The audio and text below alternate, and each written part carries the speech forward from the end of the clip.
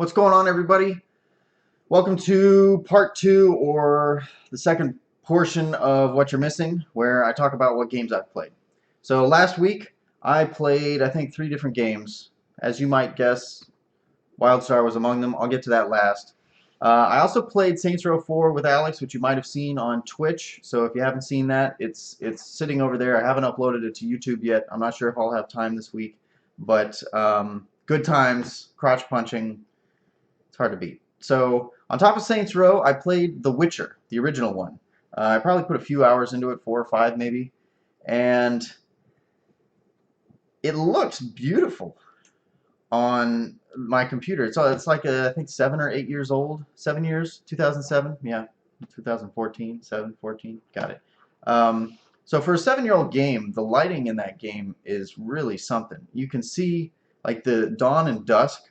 The light is literally, it is coming in from an angle, and you can see it putting sort of orangish light on the sides of buildings, and if you're in the shade, it looks, it has that darker, dusky feel. So it's really a beautiful game.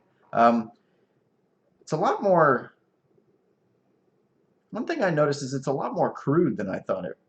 I don't know, than I guess I've expected from games. I mean, you go into a Grand Theft Auto game and you expect people to be swearing at each other, but you don't expect to go into an RPG type Skyrim-ish game and to constantly hear people saying stuff like, "Your mother sucks dwarven cock," and I mean, like, that's I I don't know what to do with that. I mean, I guess I have tender sensibilities, but it seemed a little out of place. That's all I'm saying. And there are other examples of that, and there is a lot of swearing.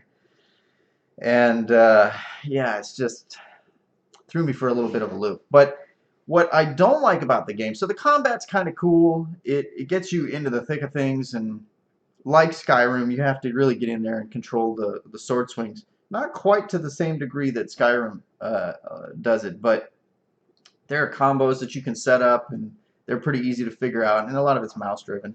But what I don't like about the game, which is where I'm stuck actually, is that sometimes you get into a part where you need to go into a room where there's going to be a confrontation or a fight.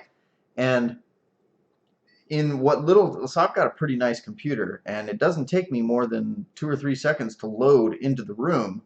But by the time I get in there, and by the time the screen opens up, everything is already attacking me and has me surrounded. And so getting out of situations like that is really pretty difficult. And that particular fight, I had to load and reload 3 or 4 or 5 times in order to get to where I finally like barely survived. Where I am stuck is I'm fighting this dog, this hell spawn beast thing, and I think I was supposed to prepare potions and things before I showed up, but my last save game, now I've got a lot of save games, so I guess I could go back and, just do some of those parts again. But I was supposed to create a bunch of potions that would protect me and make the fight much more manageable. But as it is right now, I'm just getting my ass kicked. And, like, seriously, so part of it is I think the dog is on fire, and I think the dog catches me on fire, which stuns me and, like, makes me stagger around, and I don't know. I had to put it down last night because I just couldn't do it anymore. But we'll see. I'll probably do the fight reload thing until I pass the fight, and then I'll start the stream again, because you don't want to watch me cursing and getting pissed off with the video game.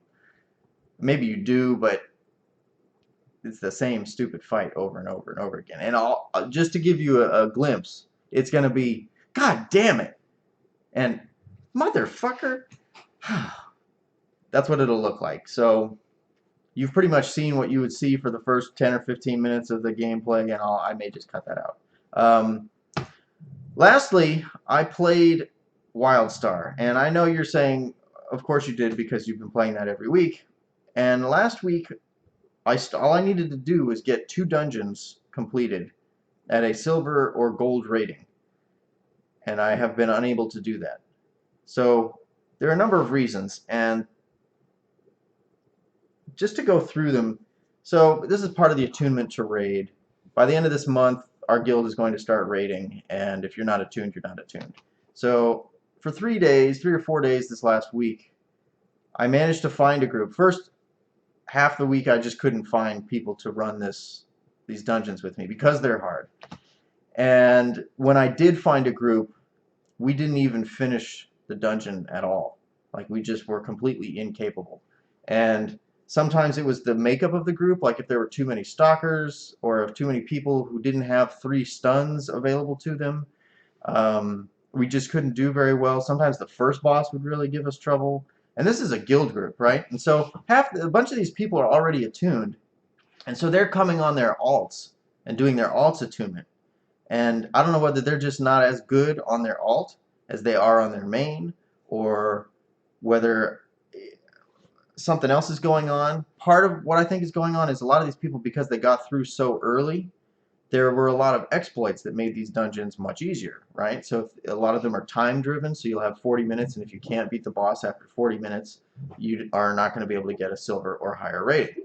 And so some of these people went through it when you could like bypass part of the dungeon and just like do jumping off on the side and completely skip killing, 20 or 30 mobs, which cuts a lot of time off your run. Another exploit, which is for the specific dungeon I'm in now, which is called Skullcano. The last boss, so I got there with like 15 minutes to spare on one of these runs, and that gave us 3 full attempts on the boss, and we didn't even get close. This fight used to have an exploit where you could stand on the lip on the edge of the whole little room and not be in danger of any of what's going on.